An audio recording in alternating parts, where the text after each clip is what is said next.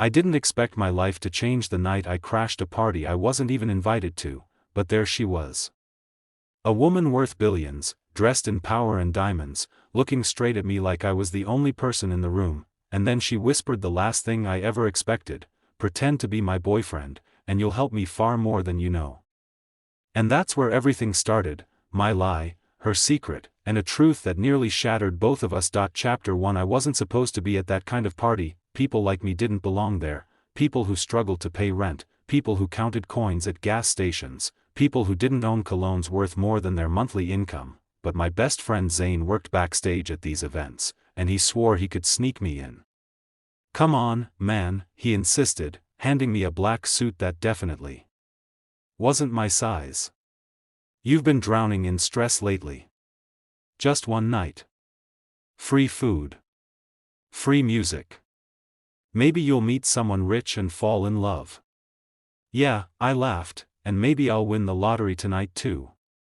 But I went anyway. The ballroom was a universe made of chandeliers and wealth. People wearing smiles that cost more than my entire life passed me by without seeing me. I stood near a massive window pretending to blend in, pretending not to be completely intimidated. That's when I saw her, Elena Davenport. Everyone in the city knew her name, the Ice Queen of Tech, youngest self-made billionaire, creator of the AI empire Davintech. She walked through the room like the air belonged to her. People parted for her. Heads turned. Conversations paused, but she didn't look cold. She looked tired, like someone carrying a weight too heavy for even her expensive heels. She stepped right toward me. At first I thought she was heading past me, or maybe security was behind me ready to drag me out.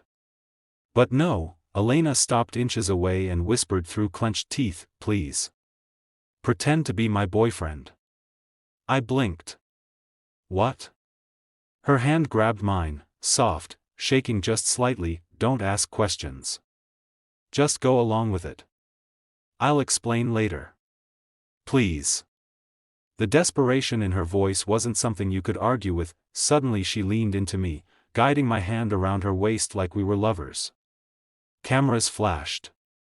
A group of sharp-suited men across the room stared at us with annoyed surprise. I whispered, "Elena, what's happening?" "Later," she repeated softly. "Just smile." So I did, and the cameras exploded like fireworks. When the crowd dispersed, she pulled me into a quieter hallway. Only then did I see the storm behind her eyes. "Thank you," she breathed. "I know you have no reason to help me, but..." I was cornered. Cornered? By who?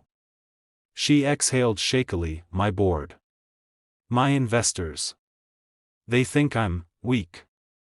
They think I'm incapable of handling the company alone after my father passed."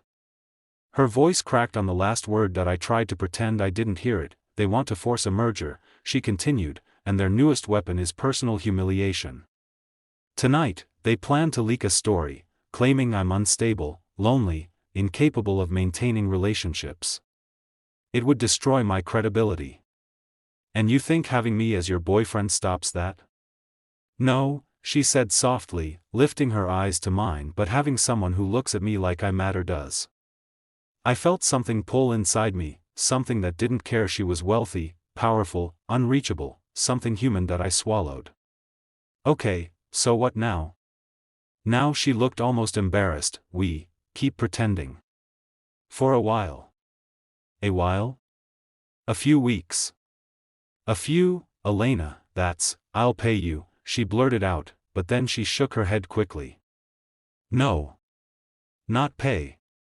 Compensate. Help you. In whatever way you need." "Why me?" I finally asked. She hesitated, and for the first time, the Ice Queen melted just a little. "Because you looked at me like I was a person. Not a headline." Her voice wavered again. She turned away so I wouldn't see, but I saw everything, and that was how it started, the lie that felt strange, dangerous, and yet, impossibly right. Chapter 2. Over the next few weeks, we became a strange kind of pair, not friends, not lovers, not strangers either, something in between, something fragile and complicated. We attended meetings together, charity events, dinners with investors who watched me like I was a bug on their plate, Elena put on her confident CEO mask in public. But behind closed doors, she unraveled. She worked until her hands shook, she slept only when exhaustion forced her. Her father's old office remained locked, as if touching it would break her. One night, after a long gala, she collapsed on the leather couch in her penthouse. "You don't have to stay," she murmured, staring at the ceiling. "I know," I said, "but I'm here." Her eyes softened at that no cameras no audience, just a woman who had been strong for far too long. "Can I tell you something?" she whispered. "Anything." "I'm scared," she confessed. "Everyone thinks I have everything. But I'm terrified, all the time. That I'll lose the company. That I'll let people down. That I'm not enough." I sat beside her. "You don't have to be enough for everyone." Her voice trembled, "But I do. That's the problem." That night, she fell asleep with her head on my shoulder, and something inside me changed forever, because it stopped feeling like a lie, but reality snapped back sooner than I expected. A board member, Mr. Clayton, cornered me after a conference. "You think we don't know what you are?" he sneered. "You're a nobody. A facade. A prop she's using to avoid the truth." "And what truth is that?" I asked through clenched teeth. "That she's losing control of her empire." He smirked. "And when she falls, you'll fall with her."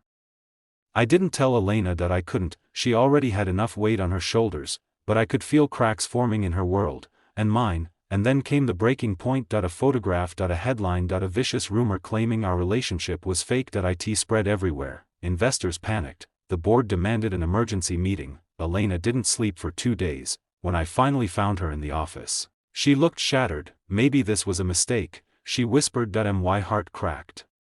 "Do you mean, us?" Her eyes glistened. "I mean everything. My leadership. My decisions. Dragging you into this. I've put your life on display for nothing." "That's not true," I said firmly, but she stepped back, voice barely audible. "I think you should walk away before everything collapses."